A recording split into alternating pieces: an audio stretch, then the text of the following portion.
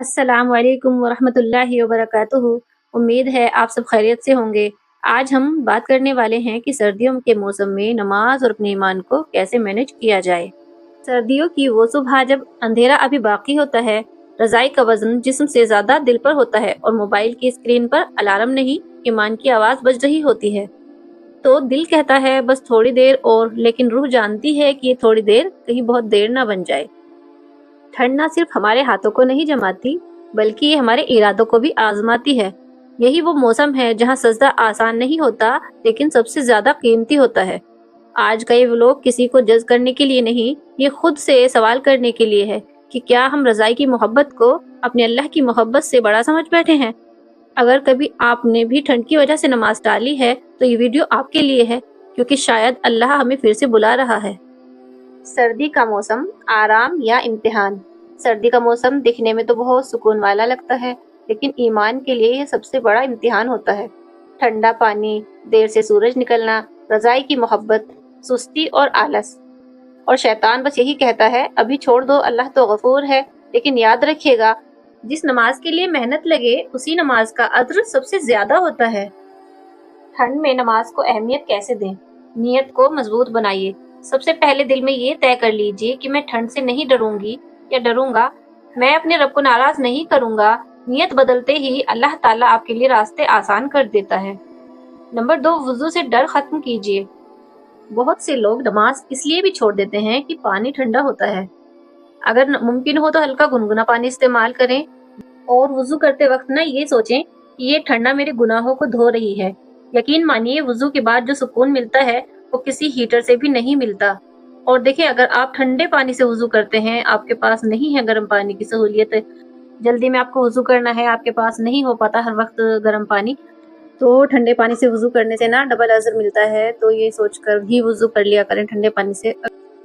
फज्र, सबसे बड़ी जंग। फज्र की नमाज सर्दी में सबसे मुश्किल होती है। तो देखिए, हम इसे आसान कैसे बनाएंगे। अगर हमें अपने मोबाइल पर अलार्म लगाते हैं तो उसे दूर रखें मोबाइल को। सोने से पहले सोने की दुआ पढ़ें और जल्दी सोने की आदत डालें और खुद से कहें अगर मैं फजर के लिए उठ गया तो मेरा दिन पूरा बरकत वाला होगा। तो हमें ये इरादा बनाना है, सारी बहनों को भी, सारे भाइयों को भी, कि हम अगर फजर के लिए उठते हैं तो अल्लाह ताला हमारे पूरे दिन में बरकत देता है। देखिए, नमाज फजर ना बहुत, नमाज तो देखिए सारी ज़रूरी है, लेकिन नमाज फजर की अल्लाह ताला ने बहुत ही ज़्यादा अहमियत बताई है। फजर की नमाज पढ़ना फरिश्ते गवाही देते हैं, जो रात के फरिश्ते होते हैं, तो अल्लाह से को वो गवाही देते हैं कि हमने बंदे को नमाज पढ़ते हुए देखा है तेरे। वैसे तो अल्लाह तो आलिमुल गैब है, वो हर अपने एक एक बंदे को जानता है कि कौन किस वक्त क्या कर रहा है। ऐसा नहीं है कि फरिश्तों के बताने की ज़रूरत है, लेकिन अल्लाह ताला ने, ये अल्लाह का निज़ाम है, अल्लाह ने फरिश्तों को छोड़ा हुआ है हमारे अमाल देखने के लिए और लिखने के लिए सब। तो फरिश्ते हमारे अमाल लिखते हैं, अच्छे बुरे जो भी हम कर रहे होते हैं। तो देखिए, इसी वक्त ना दिन की बरकत और निज़ाम शुरू होता है। रोज़ी तो देखिए अल्लाह ताला देता है, लेकिन फरिश्ते अल्लाह के हुक्म से ये काम करते हैं।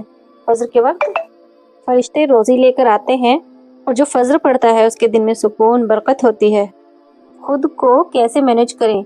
सुबह की शुरुआत, फजर के बाद थोड़ी देर दुआ करें और कुरान की तिलावत करें। गर्म पानी पिएं या फिर चाय, आपको चाय पीना है सुबह में तो चाय पिएं, वरना पहले गर्म पानी ले लें, फिर उसके बाद अपना ब्रेकफास्ट।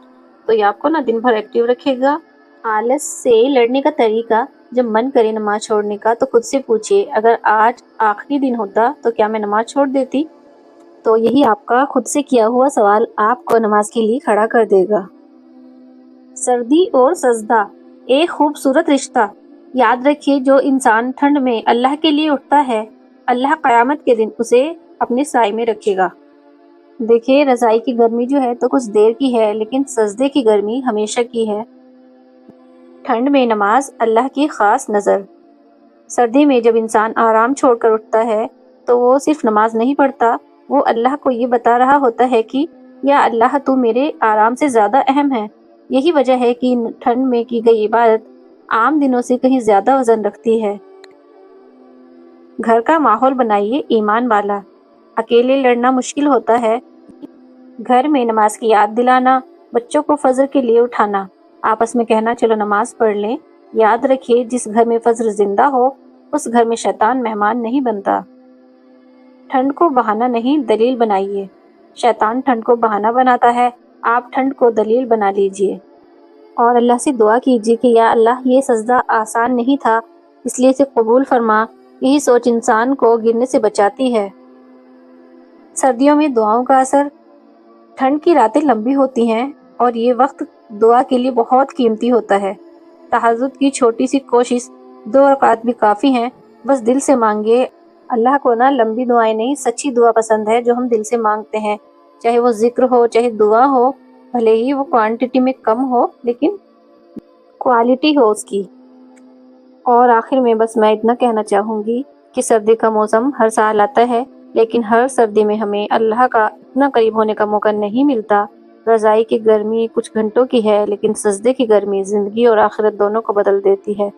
अगर आज आप ठंड में भी नमाज के लिए उठ रहे हैं तो यकीन मानिए अल्लाह आपको देख रहा है, आपकी कोशिश को नोट कर रहा है। और अगर कभी कमज़ोरी हो जाए, शैतान अपने कब्ज़े में ले ले, बहका ले, क्योंकि इंसान की तो अल्लाह ताला ने इंसान को कमज़ोर पैदा किया है और वो मतलब ना चाहते हुए भी कभी कभी ऐसा होता है कि शैतान के बहकावे में आ ही जाता है। तो रुकिए मत, लौट आइए अल्लाह की तरफ, क्योंकि अल्लाह उनसे नाराज़ नहीं होता जो गिरते हैं। अल्लाह उनसे खुश होता है जो गिर कर भी वापस उसी के पास आते हैं। तो अल्लाह ताला कहता है ना कि इंसान गुनाह भी कर दे समुद्र के झाग के बराबर या ज़मीन से लेके आसमान तक के गुनाह, और फिर अल्लाह ताला से सच्ची तौबा कर ले तो अल्लाह उसे माफ़ कर देता है। वो बड़ा रहीम है, रहमान है और हमारी हर मुश्किल में हमारा साथ देने वाला, हमारी हर मुश्किल आसान करने वाला। अल्लाह ताला अपने बंदों को आजमाता है और सबसे ज़्यादा अल्लाह ताला उन बंदों को आजमाता है जो अल्लाह से ज़्यादा मोहब्बत करते हैं, अल्लाह के ज़्यादा करीब होते हैं।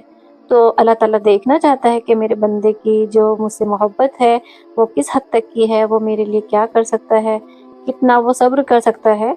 तो देखिए, अगर आप अल्लाह से मोहब्बत करते हो तो अपनी मोहब्बत बढ़ाने के लिए सब्र करना सीखो। अल्लाह ताला आपको आजमा रहा है तो आप उस आजमाइश को अपने लिए इम्तिहान समझो और उस पर खुश रहो। जो अल्लाह ताला ने आपकी ज़िंदगी दी है उस पर खुश रहो।